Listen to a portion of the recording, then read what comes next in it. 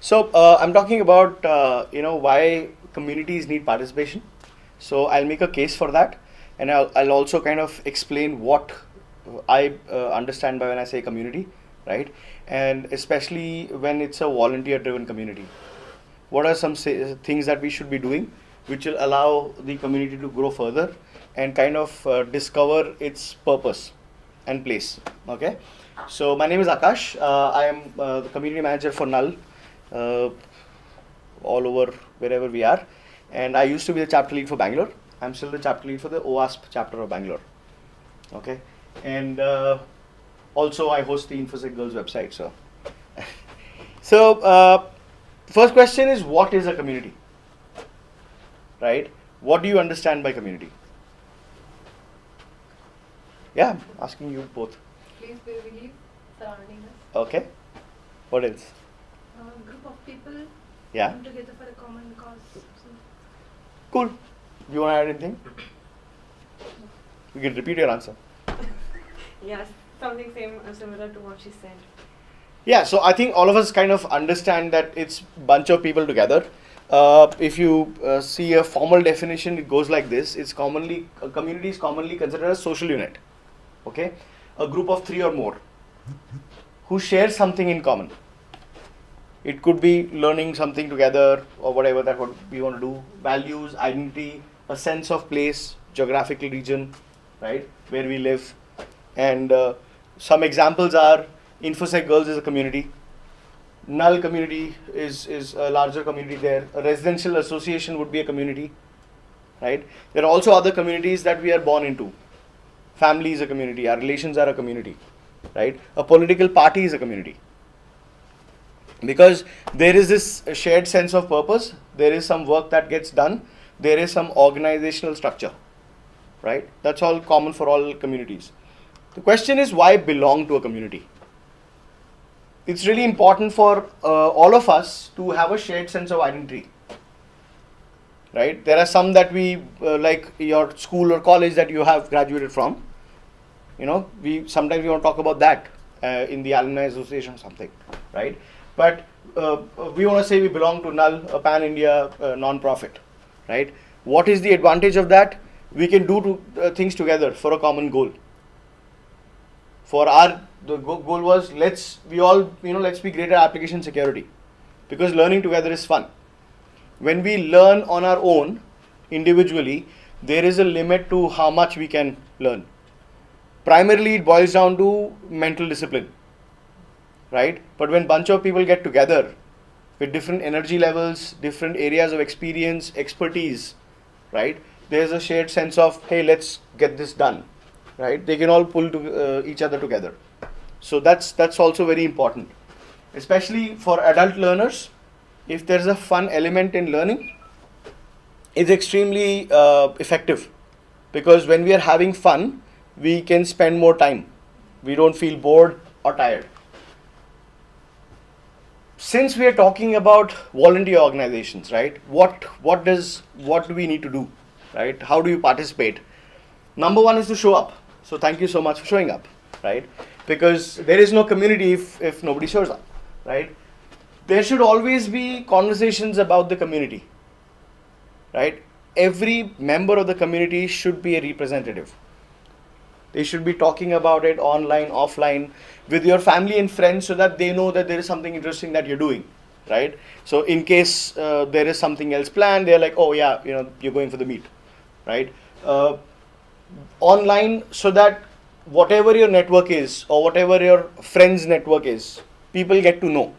Because a lot of times what happens is people do want to show up, but the timing doesn't suit, right? They have other priorities in life. Everyone has, right? Things come up. But if we show up regularly and if we keep talking about it, then people remember it, right?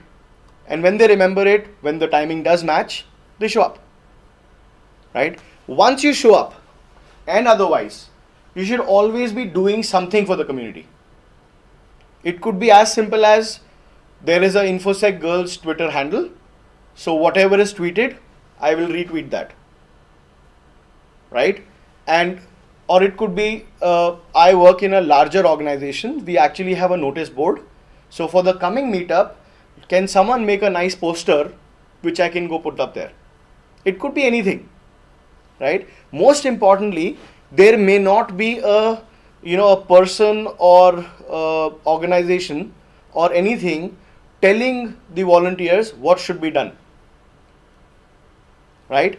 That problem is solved later when there are so many people in the community that some structure is required. Till then it's just about, okay, I'll do my bit and this is what I've done, right? And whatever it takes. I personally consult with a lot of companies, and wherever I go, wherever I do the do business with them or not, I do talk about, hey, there's a null community, you're interested in security, your people are interested in security, we do free meets, why don't you come over? This is the website, have a look. If you like the sessions, just come over, right? And it's nothing else. They may or may not come, it doesn't matter, right? It hardly matters that what happens after you've made the invitation. But inviting people is important, because a lot of times people just need to be asked. People are usually nice, they want to do things, but they're just not sure that should they be doing it, right? And you should always remember what the community is for. For example, if InfoSec Girls is about doing security, learning security, supporting each other, right, women in security, then that should be the primary goal all the time. We should always remember that, right? I personally feel that the way InfoSec Girls should operate is that there should be a pool of women who are comfortable working together in a room, right, for their meets and all, but at some point believe that, let's go mix with the larger community. For the simple reason, you don't do business or work in isolation. It's not that you will find a all women company to work with. You will always have to work with, men and women have to work together, right?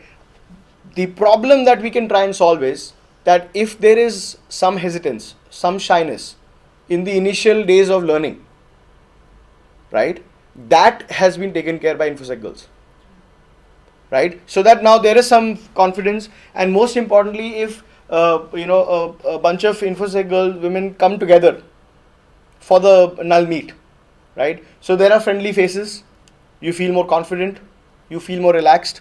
It's just easier to ask your questions or go meet someone, right? These are some simple, logistical hacks that we can try, and remembering that what the community is for, right? And again, once you're here, if you find someone, you see a new face, some woman who's not aware of InfoSec Girls, what do? It doesn't matter if, the main person from InfoSec Girls is here or not. Hey, this community happens, this is the website, this is what we do, maybe you have a WhatsApp group, anything. Whatever is your, shared space, is you make that invitation. And it should always occur as an invitation. Why don't you try this? At best, they'll be like, yeah, for sure, I was looking for this, right? At worst, they'll be like, you know what, not right now. Or someone they could say that, no, I'm not interested at all. That's okay. At least now they know something exists when they didn't.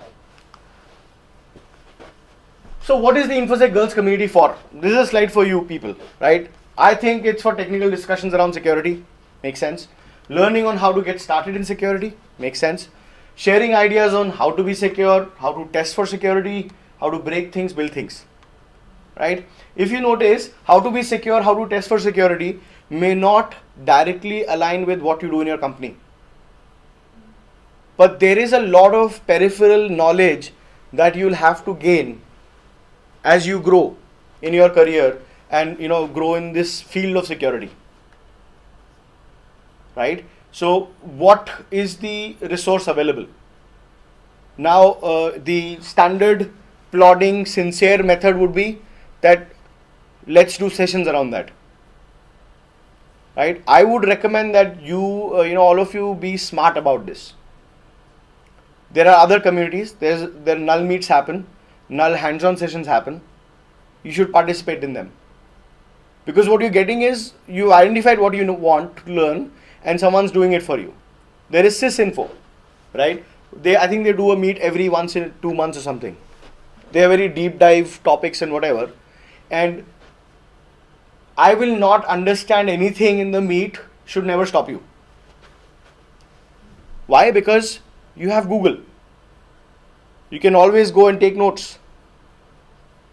If you take notes and if bunch of you sit together, hey, these are the notes we took, let's start Googling. What does this term mean? What does this mean? How do we get started with this? Right? And then reaching out to your peers, other communities. Can you do hands-on sessions on this? You understand? We are inverting the way we learn by not waiting for content to be present, but actively seeking content and actively asking for content. And it doesn't matter, right? At worst, what will happen is people will be like, yeah, this topic is not of interest to me. Okay, fine, let's find another resource. Or someone will say, yes, this is interesting, did not know you were interested, let's get started doing this, right? Immediate goals of InfoSec Girls, I've picked this up from the website, right? I believe it's providing support and mentorship to women, right? The thing with mentorship is that's a loaded word.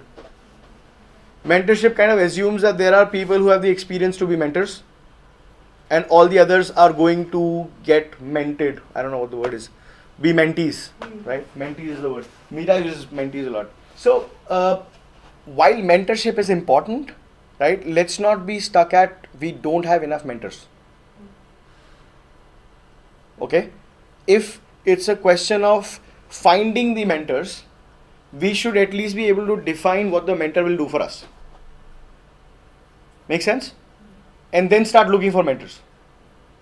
So that when a mentor, there is someone who anyone who's well accomplished, is experienced, will have less amount of time. Because there are a bunch of things to do.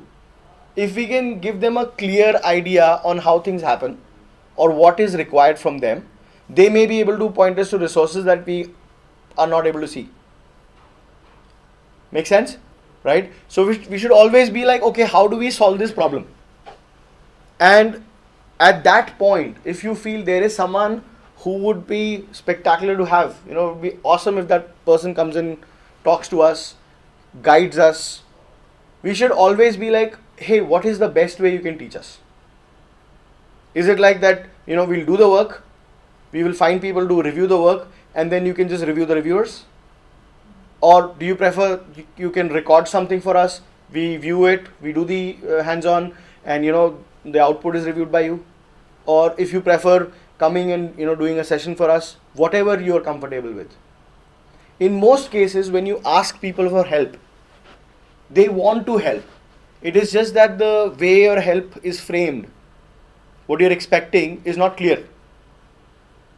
So, and guess, that they have received this offer, this request for help multiple times before. And because they have limited time, they may not be able to say yes to you. But if the question is, we just need the structure, if you can give us 3 bullet points on what we should be prepared with before we talk to you again, that would be grateful. Then we can figure out how to solve the other problems. Right? Because it's all in the communication. So the other thing that encourage women to participate in conferences and community meetups. This is really great. But the website doesn't do a good job of this. There should be a place where whatever is the upcoming conference or meetup should be highlighted. You understand, there is no conversation on the website currently. Unless you people are, having the conversation somewhere else. But WhatsApp or anything which is a chat first medium is not a good place for that. For the simple reason, you want, the Google juice to work for you. So let's say we have this conversation now, and now there is no online, remnant of this. 6 months later, there is someone new who comes to Bangalore. How will that lady know that something like this happened? Because the chat will not have a history, right? That's like a closed group. So website is a really good place, and the Twitter is a really good way of pointing to the website regularly and constantly, right? But that needs to happen. So InfoSec Girls, we all went to this conference together, this meetup, or a representative of InfoSec Girls spoke about this at this conference. You understand? Then you're building a body of knowledge.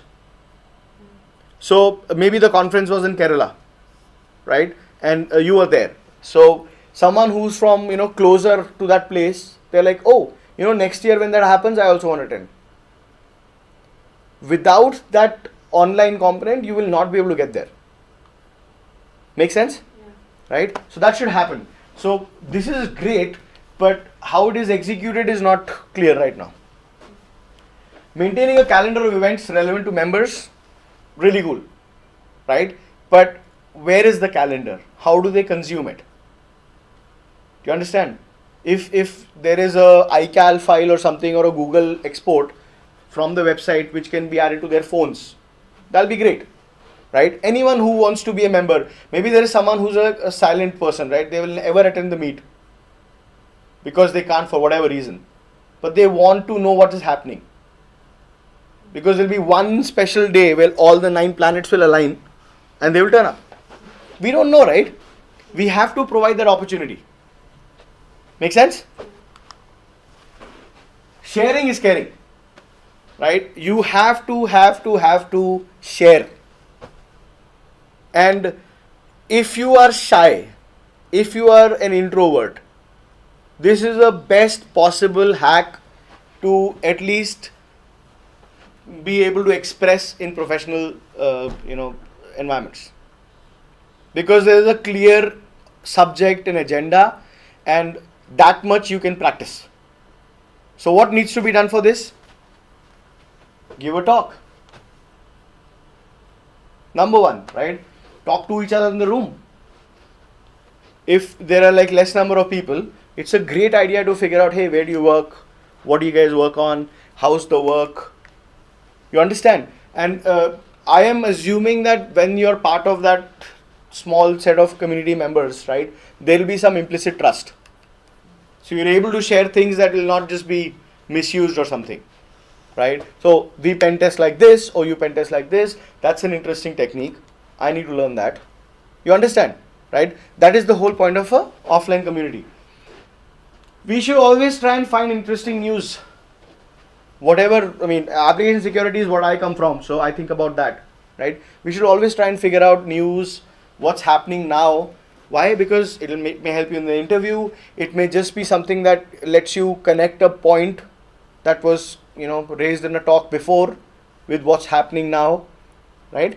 Now, again, this is not something which is primary to your work, but this kind of skill is extremely useful when you are applying for that really nice job, or you would want to make an impression on someone. It could be anything. Does that make sense? Right? So we can share with these bunch of things. Talking about giving a talk, which I think is a straightforward thing. There are only 2 possible options. Either you have never given a talk, or you're an accomplished speaker. Right? If you've given one more talk than the other person next to you, you're an accomplished speaker. Okay? If you're a first-time speaker, bunch of times first-time speakers don't become first-time speakers because of whatever the thing that stops them. Just remember this: there are only 3 types of people in the room. There are people who know more than you. Great. They will improve your talk. If they are rude or arrogant, it's okay. If you get pissed about that, it's okay. Right? I would personally feel that you can always talk to turn to a rude person and be like, hey, there's no harm in being polite. But I don't think that should stop us from learning from them. Okay? But individual opinion there. But the first type is like people who know more than you can learn from them. Now there are people who know kind of around the same amount that you do. They're your peers. Right? They'll be like happy about some topic well explained or some demo well done. Or they may know something about something else which you can pick from them. Right? Peers just means that sometimes you know more than them, and sometimes they know more than you. Simple. The third kind is people who are learning from you. You will be surprised, there'll always be people who are learning from you. You may not relate to yourself as like that, but there are many people who are always learning from you. You can't really be shy and hesitant in front of them, right? Because sharing is caring. Make sense? Your act of giving a talk is going to give them confidence. This is not about you. A lot of times we don't take action because we tend to think, oh, what will others think about me? But if you switch that and you realize that what you're doing is for someone else, then it doesn't matter. Right? It will give confidence to someone else, and maybe they will go and cure cancer or something. We don't really know. We don't know, right? But we have to give that opportunity. If you're an accomplished speaker, you should always remember this. Your audience is from different backgrounds and different experience levels. What does that mean? While you want to explain technical things, if possible, you want to ensure that your audience can get what you're saying, irrespective of being from different backgrounds and different experience levels. So that's the next level for you. That the assumptions you have about your audience are reduced. Explaining really difficult topics, hard to get topics in a manner where all kinds of people get it. Right? That's the next level. So after you've given your first talk, you're an accomplished speaker. So now this is the practice that you want to do. So, something that I've been doing community work since 2005, bunch of things before even null. This is a regular question that I get. Why should I speak when there are more smarter people than me? I am not really sure how people come up with this criteria, or how are they able to judge. So very subjective, no data, no objectivity, right? But this question is something you will encounter time and again. I don't want to speak because these people are smarter than me. You understand? There are three main reasons. You can tell them. Reason number one, explaining something to others is the best way to learn. You have to organize thoughts in your head. You have to be able to articulate it verbally or a written word or maybe a video, anything. Get the reason? Straightforward, right? Reason number two, explaining something to others is the best way to learn. Can you guess the third reason? Explaining something to others is the best way to learn. Yes. So, always be teaching. You want to learn something, the best way to learn is to volunteer to be a speaker for that. Why? Because when you agree to give a talk, you get two things automatically. Just like that, for free. A deadline. Right? Because there is a date for the meet. So you know whatever you have to do has to happen 5 minutes till 5 minutes before that. Right? You have to be ready before the next meet.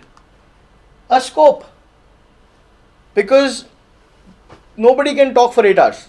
Well, I can sometimes when someone's paying me, but there'll be a scope, which means there are like 40 minutes, 45 minutes, 1 hour, 10 minutes. Right? You can't cover everything in that. You just can't. So you have to cut down on the topics you want to cover. And you will need to structure it with the beginning, middle and end. You have to start somewhere. Then you have to talk about the major parts. And then you have to conclude. Right?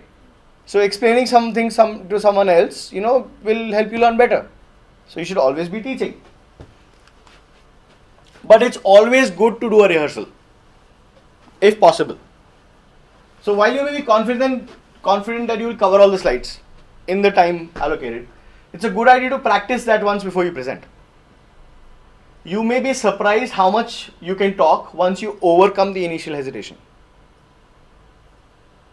Okay, it's like doesn't talk. Can't stop talking. Okay, that happens to people. Okay, so it's always to do good to do a rehearsal. It doesn't have to be as elaborate as the actual talk, but just like, I'm going to cover beginning in this much time, middle in this much time, the end in this time. Don't ever worry about finishing early. There are 3 types of people in the room, right? There is one type at least who has questions for you, right? There is another type who may be like, they will appreciate you, or they'll be like, you did not do a good job, your peers. And the third type who are like, yes, you can cover this, but if you had covered this, it would be better. Whose talk gets improved then? The one giving the talk, right? So what can you do with the community specifically?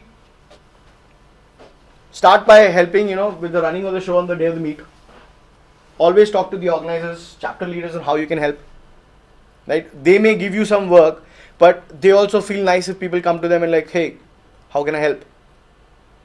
That's a nice open-ended question, and the organizer could be like, I have no idea. What can you do? Oh, I'm good with crayons. Hey, can you make a poster? Or I know this printer who print stuff for cheap, right? It could be anything. Or my something or someone is in this big company where if we manage to send our mailer there, we can expect more women to turn up. It could be anything, right?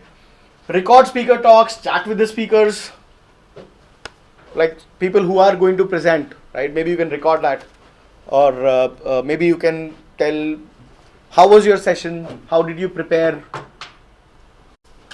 Invite more speakers. Don't just invite members.